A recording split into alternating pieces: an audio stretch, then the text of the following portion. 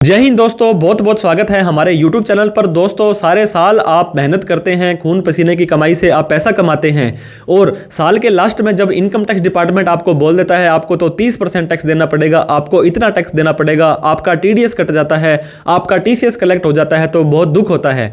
हम आपके इस दुख में शामिल हैं। लेकिन दोस्तों, आपको अगर टैक्स सेविंग के ऊपर कुछ ना कुछ काम करना है तो ये काम आपको 31 मार्च से पहले ही करना होता है। आपको पता होगा दो तरह के टैक्स रिजाइम अभी प्रचलित में है, न्यू टैक्स रिजाइम और old tax regime. Old tax regime में बहुत सारे डिडक्शन और एग्जम्पशंस का बेनिफिट मिलता है। इन डिडक्शन और एग्जम्पशंस को हम विस्तार से डिस्कस करने वाले हैं ताकि आपका कम से कम टैक्स लग जाए। आपको यह तो मालूम होना चाहिए कि कौन कौन से सेक्शन के अंदर कितने कितने रुपए की डिडक्शन हम ले सकते हैं, कितने कितने रुपए की एग्जम्पशंस हमें मिल जाती है। तो इस वीडियो के लास्ट तक अगर आप बने रहते हैं तो सारे के सारे tax saving investments, tax saving expenditure या टैक्स सेविंग सेक्शन है, उनके बारे में आप विस्तार से दोस्तों जान लेंगे।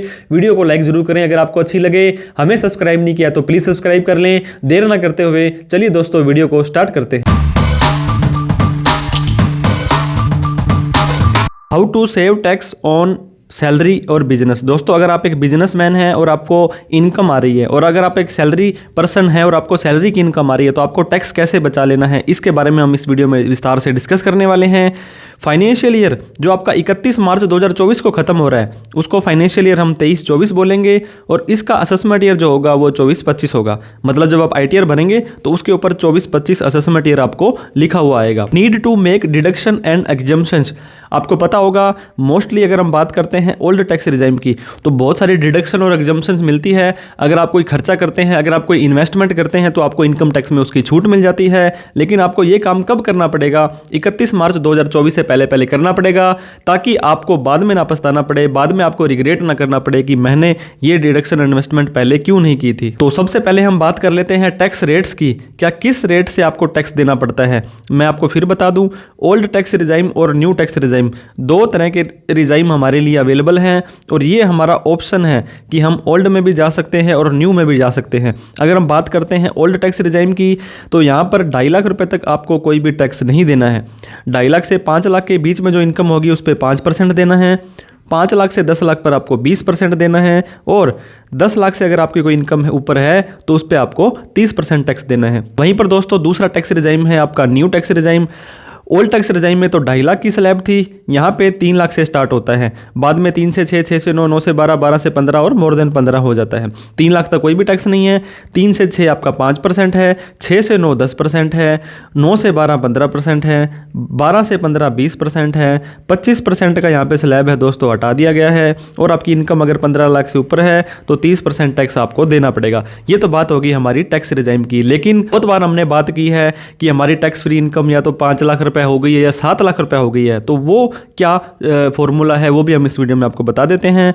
दो टैक्स रिजाइम हैं। अगर आप ओल्ड टैक्स रिजाइम में जाते हैं, ओल्ड टैक्स रिजाइम में आपको पता होगा बहुत सारी डिडक्शंस का बेनिफिट आपको वहां पे मिल जाता है, जैसे कि ATC, ATD, HRA, home loan, बहुत सारी डिडक्शंस होती हैं। उन सबको घटाने के बाद अगर आपकी इनकम 5 लाख तक आ जाती है तो सेक्शन 87A बोलता है कि 2.5 लाख से 5 लाख रुपए पर जो टैक्स बनता है वो बनता है 12,500 और वो आपका माफ़ कर देंगे हम, उसके ऊपर कोई भी टैक्स आपका नहीं लेंगे। तो बात समझने वाली ये है दोस्तों, अगर आपकी इनकम 5 लाख तक है तो 5 लाख पर आपको कोई भी टैक्स नहीं देना है। अगर आपकी इनकम 5 लाख से ज़्यादा चली जाती है तो आपके लिए 2.5 लाख रुपए ही टैक्स फ्री है ओल्ड टैक्स रिजाइम के अंदर। अब हम बात कर लेते हैं न्यू टैक्स रिजाइम के अंदर। न्यू टैक्स रिजाइम के अंदर मैंने आपको अभी बताया था 3 लाख तक माफ़ है, फिर 3 से 6 है, 6 से 9 है, 9 से 12 है, 12 से 15 है, ठीक है। लेकिन यहाँ 7 लाख रुपए का कोई भी जिक्र नहीं किया गया। 3 से 6, 6 से 9 के अंदर इन्होंने ये 7 लाख रुपए एक लिमिट डिफाइन कर दी है कि 7 लाख रुपए तक जिसकी इनकम है उसका टैक्स बनता है 25,000 रुपये। और फिर 87A सेक्शन में इन्होंने चेंज करके बोला जो न्यू टैक्स रिजाइम में जाएगा जिसकी इनकम 7 लाख तक है उसको 25,000 रुपये तक ही टैक्स की माफ़ी मिलेगी और उसके बाद अगर इनकम आपकी 7 लाख से ज़्यादा चली जाती है दोस्तों तो आपको 3 लाख के बाद टैक्स देना पड़ेगा। लेकिन यहाँ पर भी एक मार्जिनल रिलीफ करके नया रूल निकाल दिया है, वो भी हम एक वीडियो में विस्तार से डिस्कस करेंगे ताकि आपको 7 लाख से थोड़ी सी भी ऊपर इनकम चली जाती है तो 3 लाख से आपका टैक्स नहीं लगेगा, वहाँ पर आपको कुछ बेनिफिट मिल जाएगा। अब हम ITR ड्यू डेट की बात कर लेते हैं।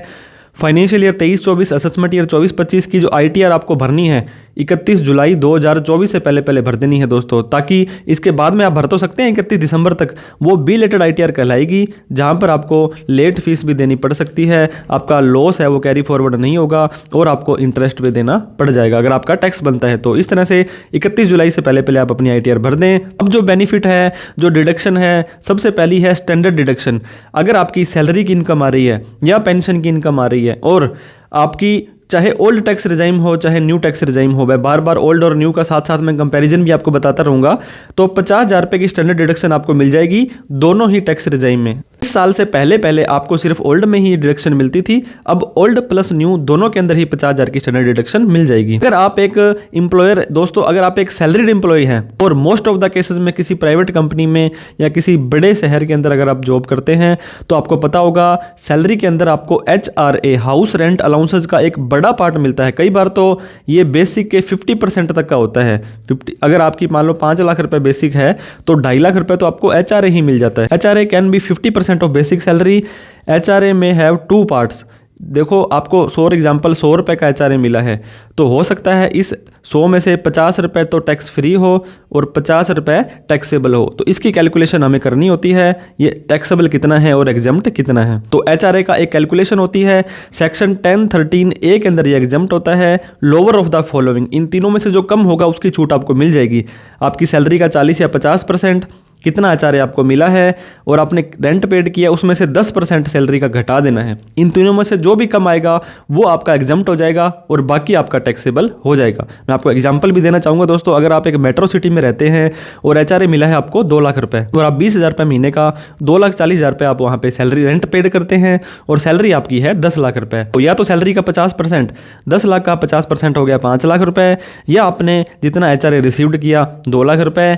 और जो तीसरा है दोस्तों rent paid minus 10% of salary. Rent paid किया था आपने 2,40,000 रुपये, 2,40,000 रुपये माइनस 10% ऑफ सैलरी। सैलरी आपकी थी 10 लाख रुपए, उसका 10% हो गया 1 लाख रुपए, तो 2,40 में से 1 गया 1,40। इन तीनों में से जो भी कम होगा 5 लाख, 2 लाख या 1,40 उसकी छूट आपको मिल जाएगी। तो 1,40,000 रुपये जो है आपका एग्जम्प्ट हो जाएगा। टोटल HRA कितना मिला था आपको 2 लाख रुपए, 2 लाख में से 1,40 माफ है और 60,000 रुपये आपकी इनकम में जुड़ जाएगा। तो इस तरह से आप भी अपनी कैलकुलेशन करके एग्जम्प्ट HRA निकाल सकते हैं। सेक्शन 24 दोस्तों, हाउस जो है घर बनाना हर एक व्यक्ति का सपना होता है। अगर आप उस मकान को बनाने के लिए लोन भी लेते हैं तो गवर्नमेंट बोलती है हम आपको कुछ बेनिफिट देंगे। सबसे पहले दोस्तों 2 तरह की प्रॉपर्टी होती है। एक तो होती है सेल्फ ऑक्यूपाइड, मतलब जिस मकान में आपने लोन लेकर के बनाया है, जिसे उसके अंदर आप खुद रहते हैं और उसको कंस्ट्रक्शन करने में या परचेज करने में, उस मकान को बनाने में या उसको खरीदने में, बना बनाया खरीदा या बनाया, उसके लिए आपने लोन लिया और उस लोन को दोस्तों आप चुकाते हैं तो उसके अंदर इंटरेस्ट का पोर्शन आपका 2 लाख रुपए तक का माफ़ हो जाएगा हर साल के लिए। अगर आप रिपेयर वगैरह करने के लिए भी कोई लोन लेते हैं तो उसमें भी आपको 30,000 रुपये की छूट मिल जाने वाली है। तो मैं बता दूं आपको ये सिर्फ ओल्ड टैक्स रिजाइम में ही आपको छूट मिलेगी, न्यू के अंदर नहीं मिलेगी। और लेट आउट प्रॉपर्टी क्या होती है? ऐसी प्रॉपर्टी जिसको आपने रेंट पर दिया है लेकिन बनाने के लिए आपने उसके ऊपर लोन लिया था, चाहे आपको बनाने के लिए चाहे इसको खरीदने के लिए लिया हो। तो दोस्तों यहाँ पे तो 2 लाख की लिमिट थी, यहाँ पे कोई भी लिमिट नहीं है, मतलब 3 लाख, 4 लाख, 5 लाख सारा का सारा आपको माफ़ हो जाएगा। ये जो लेट आउट है ये आपको न्यू टैक्स रिजाइम में भी मिल जाएगा प्लस में ओल्ड टैक्स रिजाइम में भी मिल जाएगा। लेकिन यहाँ पे जो न्यू टैक्स रिजाइम के अंदर आपका मैक्सिमम जो आपको बेनिफिट मिलेगा वो रेंट तक ही हो सकता है। अगर आपने उसको किराए पर दिया है, आपका 1 लाख रुपए किराया आया था और आपने 2 लाख रुपए का इंटरेस्ट पेड कर दिया तो 1 लाख रुपए तक की छूट मिलेगी, ना तो आगे कैरी फॉरवर्ड होगा ना ही एक्स्ट्रा बेनिफिट आपको मिलेगा। लेकिन ओल्ड टैक्स रिजाइम में आपका कैरी फॉरवर्ड भी हो जाएगा। अब दोस्तों सबसे इंपॉर्टेंट जो सेक्शन है 80C और 80CCD1, इन तीनों सेक्शनों को एक इकट्ठा ही पढ़ा जाता है, कंबाइंड पढ़ा जाता है for deduction purpose, for limit purpose, क्योंकि इन तीनों की जो लिमिट है वो 1.5 लाख रुपए मिला करके है। 80C आपको पता होगा बहुत ही प्रचलित सेक्शन है। इसके अंदर सबसे पहले तो अगर आप LIC करवाते हैं, GPF, EPF, PPF आपको कंट्रीब्यूशन किया, कोई सर्टेन इक्विटी शेयर्स में डाले, ELSS लिया, बच्चों की फीस, NSC की, हाउस लोन का प्रिंसिपल, सुकन्या समृद्धि योजना, टैक्स सेवर FD करा कराते हैं, ELSS कराते हैं, तो बहुत सारे इसके अंदर दोस्तों इन्वेस्टमेंट या खर्चे करते हैं, तो आपको इसमें ATC में छूट मिल जाएगी।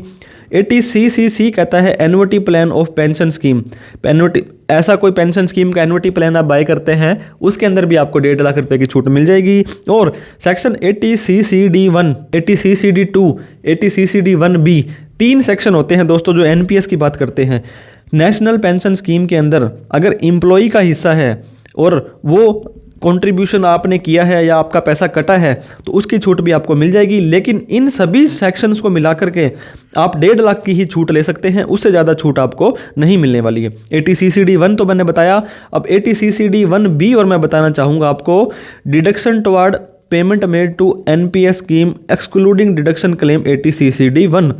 मैं आपको फिर से बता दूं, ATCCD1 एक सेक्शन है, ATCCD1B एक सेक्शन है और ATCCD2 एक सेक्शन है। तो ATCCD1 ATC के अंदर 1.5 लाख में चला जाएगा। इसके अलावा कोई छूट इन्वेस्टमेंट करते हैं तो ATCCD1B के अंदर 50,000 की छूट आप ले सकते हैं। Only and only old tax regime में इसकी छूट मिलेगी। इसके बाद में दोस्तों ATCCD2, ये जो तीसरा हमारा सेक्शन है, deduction toward contribution made by employer. ATCCD1 में तो एम्प्लॉई का हिस्सा था, ATCCD1B के अंदर भी एम्प्लॉई ने अपनी तरफ से एडिशनल इन्वेस्टमेंट की थी। ATCCD2 के अंदर एम्प्लॉयर, जहाँ पे आपकी सैलरी आ रही है NPS में, अगर वो आपका पैसा डालते हैं तब आपको ATCCD2 की छूट मिल जाएगी। ये दोस्तों आपको न्यू टैक्स रिजाइम में भी मिल जाएगी और ओल्ड टैक्स रिजाइम में भी मिल जाएगी। अगर आप एक सेंट्रल गवर्नमेंट हैं या स्टेट गवर्नमेंट के एम्प्लॉई हैं तो 14% सैलरी का डिडक्शन है और प्रोफेशनल टैक्स। इसके अलावा कोई दोस्तों हैं गवर्नमेंट के अलावा, यहाँ पे अगर मान लो आप कोई प्राइवेट एम्प्लॉयर हैं तो आपको सैलरी के 10% की डिडक्शन यहाँ पे मिलने वाली है। अब बात करते हैं section 80D, health insurance. Health है तो वेल्थ है। Deduction toward health insurance premium and preventive checkup. अगर आप कोई चेकअप करवाते हैं अपना हेल्थ से रिलेटेड कोई भी, तो उसकी छूट भी 80D के अंदर आपको मिल जाती है। अगर आप सेल्फ का, स्पाउस का या डिपेंडेंट चिल्ड्रन का, आप अपना, अपनी पति पत्नी का या अपने बच्चों का इंश्योरेंस करवाते हैं तो 25,000 रुपये तक की छूट आपको मिल जाएगी। अगर इनमें से कोई 60 साल से ज़्यादा है तो 50,000 तक की छूट आप ले सकते हैं। आप अपने माता पिता का हेल्थ इंश्योरेंस करवाते हैं और माता पिता 60 साल तक के हैं तो 25,000, अगर माता पिता 60 साल से ज़्यादा हैं तो 50,000 रुपये। मतलब आप भी और आपके पेरेंट्स भी 60 साल से ऊपर हैं तो आपको 50 + 50 1 लाख रुपये की डिडक्शन सेक्शन 80D में मिल सकती है। प्रिवेंटिव हेल्थ चेकअप के लिए आपको 5,000 रुपये की छूट मिल जाएगी, लेकिन ये 5,000 रुपये इस 25 या 50 में इंक्लूडेड है, इसकी अलग से आपको कोई भी छूट नहीं मिलने वाली है। 80DD, D का मतलब दोस्तों डिसेबल और D का मतलब dependent. Deduction toward payment made to maintenance of medical treatment of disable dependent और paid deposit any amount under relevant approved scheme. ऐसा कोई भी डिसेबल पर्सन है जो आपके ऊपर डिपेंड है तो आपको 75,000 रुपये की छूट मिल जाएगी। अगर उनकी डिसेबिलिटी 80% से ज़्यादा है तो 1.25 लाख की छूट आपको मिल जाएगी, इरिस्पेक्टिव ऑफ एक्सपेंडिचर इनकर्ड। चाहे आपने दोस्तों 1,000 रुपये का खर्चा किया उनके ऊपर, चाहे आपने 1 लाख रुपये खर्चा किया है, आपको ये फ्लैट जो छूट है वो मिल जाने वाली। DDB दोस्तों, इसके अंदर भी डिडक्शन करनी है, आपने पेमेंट की है टुवर्ड मेडिकल ट्रीटमेंट करवाया है आपका सेल्फ का या आपके ऊपर कोई डिपेंड है और उनको एक स्पेसिफाइड डिसीज़ होनी चाहिए। स्पेसिफाइड डिसीज़ की एक लिस्ट दी गई है सेक्शन 80DDB के अंदर, उसके अंदर आप करवाते हैं तो 40,000 रुपये और वो व्यक्ति 60 साल से ज़्यादा है तो 1 लाख रुपए की छूट आप 80DDB के अंदर ले सकते हैं। सेक्शन 80TTA, हर व्यक्ति का दोस्तों सेविंग अकाउंट है, हर व्यक्ति का सेविंग अकाउंट है, एक नहीं है 5 अकाउंट है और उनके अंदर आपको पता होगा कुछ ना कुछ इंटरेस्ट तो आता है। पहले क्या होता था, कोई भी व्यक्ति अपना इंटरेस्ट नहीं दिखाता था। AIS TIS के जो फॉर्म जब से इंट्रोड्यूस किए गए हैं तो चाहे 2 रुपए का भी आपको इंटरेस्ट मिल रहा हो वो भी शो हो जाता है। दोस्तों, अगर आपकी उम्र 60 साल से कम है और आपके जितने भी सेविंग अकाउंट है उन सबको मिला करके 10,000 रुपये तक का ब्याज आता है तो वो टैक्स फ्री हो जाएगा। लेकिन ये ओल्ड टैक्स रिजाइम में है, न्यू के अंदर नहीं है। 10,000 से ऊपर वाली अमाउंट पर आपको टैक्स देना पड़ जाएगा। 11,000 रुपये अगर मान लो आपका ब्याज आया तो 10,000 रुपये माफ है, 1,000 रुपये आपकी इनकम में जुड़ जाएगा। सेक्शन 80TTB, अगर आपकी उम्र 60 साल से ज़्यादा है तो आप एक सीनियर सिटीजन कहलाते हैं। 80TTB के अंदर तो सिर्फ और सिर्फ सेविंग का था, यहाँ सेविंग, FD, RD इन सभी को मिला दिया, प्लस में 10,000 की जगह 50,000 रुपये कर दिया। ये है सीनियर सिटीजन के लिए 80TTB। अब 80GG, मैंने शुरू में HRA की बात की थी। HRA का मतलब हाउस रेंट अलाउंसेज, आप किराए पर रहते हैं और कंपनी आपको HRA दे भी रही है कि ये लीजिए आपके रहने का खर्चा है। अगर वो नहीं मिलता है आपको और आप एक जॉब कर रहे हैं अगर आप जॉब नहीं कर रहे हैं, अगर आप एक बिजनेसमैन हैं, किसी बड़े शहर में जाकर के आप अपना व्यापार करते हैं और वहाँ पर अगर आप रेंट पर रहते हैं तो भी इस सेक्शन 80GG का बेनिफिट आप उठा सकते हैं। अगर लिविंग ऑन रेंटेड एकोमोडेशन तो सेक्शन 80GG का बेनिफिट आप ले सकते हैं। सेक्शन 80GG के अंदर भी सेम तीनों में से जो कम होगा उसकी छूट आपको मिल जाएगी। पहला है 5,000 रुपये पर मंथ, एक मंथ इंटू 12 मंथ करेंगे तो मतलब मैक्सिमम 60,000 रुपये की छूट आप ले सकते हैं। दूसरा रेंट पेड -10% ऑफ इनकम, और तीसरा 25% ऑफ टोटल इनकम। इन तीनों में से जो कम होगा वो सेक्शन 80GG के अंदर आपको बेनिफिट मिल जाएगा। मैक्सिमम आप 60,000 रुपये तक ही यहाँ पे छूट ले सकते हैं। अगर आप 30% टैक्स स्लैब में आते हैं तो 60,000 का 30% 18,000 रुपये टैक्स आपका सिंपली बच जाने वाला है। तो इसको डिडक्शन को क्लेम करने के लिए फॉर्म 10BA आपको भरना पड़ेगा, तभी आपको ये छूट मिलेगी, अदरवाइज आपको प्रॉब्लम आ सकती है। सेक्शन 80G डोनेशंस, चंदा, दोस्तों समाज सेवा चैरिटी भी करनी चाहिए हमें। Deduction toward donation made to a prescribe fund charitable institution, ठीक है दोस्तों। इसके अंदर भी 4 कैटेगरी आती है दोस्तों, गवर्नमेंट के होते हैं, कुछ प्राइवेट होते हैं, कुछ ऐसी संस्थाएं भी होती हैं जो 80G में रजिस्टर्ड होती हैं और इस तरह का काम करती है, आपका टैक्स बचाने का काम करती है। तो 100% छूट भी मिल जाएगी और 50% छूट भी मिल जाएगी। 100% विदाउट लिमिट भी मिल जाएगी, विदाउट क्वालिफिकेशन और विद क्वालिफिकेशन। तो इस तरह से ये काफ़ी डिटेल का विषय है, लेकिन आपको मोटा मोटी मैं बता दूं, आप जिस भी संस्था को डोनेशन देते हो तो पहले उससे कन्फर्म कर लें कि आप कौन सी कैटेगरी के अंदर रजिस्टर्ड हैं चारों में से, ताकि उसके अकॉर्डिंग ही आपको अपनी छूट लेनी है। सेक्शन 80GGC दोस्तों, चाहे बीजेपी हो, चाहे आम आदमी पार्टी हो, चाहे कांग्रेस हो, ये सब चंदे से चलती है, आपको पता होगा। बड़े बड़े बिजनेसमैन इनको चंदा देते हैं। तो deduction toward donation paid to a political party, एक और बात ध्यान रखनी है, 2,000 रुपये से ज़्यादा का डोनेशन आपका ये कैश में नहीं लेंगे। और इसके अलावा जो 80G वाला था ये भी 2,000 से ज़्यादा का डोनेशन आपसे कैश में नहीं लेने वाले हैं। तो 80GGC के अंदर विदाउट एनी लिमिट, वहाँ पे तो मैंने आपको बताया था 50% की लिमिट होती है। मान लो आपकी इनकम है 10 लाख रुपये, तो इसका 10% ही आप छूट ले सकते हैं, मतलब आपको 1 लाख की छूट मिलेगी। लेकिन पॉलिटिकल पार्टी को अगर आप एक चंदा देते हैं तो विदाउट एनी लिमिट है। सपोज करो आपकी इनकम 20 लाख है और आप चाहते हो कि मेरे 10 लाख से ऊपर वाली इनकम सारी माफ़ हो जाए, तो 10 लाख रुपए तक का भी चंदा आप दे सकते हैं। 10 लाख का अगर आपको 30% टैक्स बचना होता है दोस्तों, तो 3 लाख रुपए आपका टैक्स बच जाएगा। कुछ संस्थाएं इस तरह की होती है जो आपको टैक्स सेविंग में हेल्प करती है। तो डिडक्शन आप पॉलिटिकल पार्टी को देते हैं तो आपका भी टैक्स सेव हो जाने वाला है। सेक्शन 80E का मतलब एजुकेशन, एजुकेशन मतलब पढ़ाई, पढ़ाई जीवन का आधार है दोस्तों। Deduction toward interest payment made on loan for higher education self और रिलेटिव, अगर हो आपने कोई एजुकेशन लोन लिया है खुद के लिए या अपने किसी रिलेटिव के लिए, मतलब आपके स्पाउस के लिए या बच्चों के लिए लिया है, तो उसको चुकाने के लिए अगर आप इंटरेस्ट पेड करेंगे तो उस इंटरेस्ट की छूट आपको सेक्शन 80E के अंदर मिल जाने वाली है। सेक्शन 80EEA तो अफोर्डेबल हाउसिंग स्कीम गवर्नमेंट ने चलाई थी। अगर 2019 से लेकर के 2022 तक आपको कोई लोन सैंक्शन हुआ है इस स्कीम के अंदर, या तो सेक्शन 80EE में बेनिफिट ले लेंगे या 80EEA के अंदर ले लेंगे। मतलब अगर आप 80EA के अंदर लेना चाहते हैं तो 1.5 लाख रुपए की छूट मिल जाएगी। आपको बताया था सेक्शन 24 में 2 लाख रुपए की छूट तो मिलती है यहाँ पे, उसके अलावा 1.5 लाख रुपए की छूट मिल जाएगी अगर आप इस स्कीम के अंदर एप्लीकेबल होते हैं तो। Section 80EEB interest paid on loan made specifically purchase of electronic car, अगर ईवी का ज़माना है दोस्तों, इलेक्ट्रॉनिक व्हीकल आपको पता होगा आजकल जो बहुत सारे कंपनीज़ हैं ईवी की इलेक्ट्रॉनिक कार्स निकालने लगी है। अगर आपने 2019 से लेकर के 2023 के बीच में आपने कोई इलेक्ट्रॉनिक कार खरीदने के लिए कोई लोन लिया था और उस लोन को चाहे आप उस कार को चाहे पर्सनल यूज़ के लिए करें चाहे बिजनेस यूज़ के लिए करें, तो 1.5 लाख रुपए के जो उसकी डिडक्शन है सेक्शन 80EEB के अंदर भी आपको मिल जाएगी। Section 80U deduction for person with disability irrespective of expenditure incurred, भगवान ना करे लेकिन कोई व्यक्ति दिव्यांग है, उसको कुछ ना कुछ डिसेबिलिटी है और वो डिसेबिलिटी 80% से कम है तो 75,000 रुपये, 80% से ज़्यादा है तो 1.25 लाख रुपए की फ्लैट डिडक्शन आपको मिल जाएगी। कोई भी आपको यहाँ पे इन्वेस्टमेंट करने की, खर्चा करने की ज़रूरत नहीं है, लेकिन ये ओल्ड टैक्स रेजाइम में आपको मिलने वाली है। गिफ्ट दोस्तों, गिफ्ट लेना और देना हर व्यक्ति को अच्छा लगता है, इनकम टैक्स डिपार्टमेंट को अच्छा नहीं लगता है। कोई भी रिलेटिव से आपको गिफ्ट मिलता है वो सारा का सारा टैक्स फ्री है।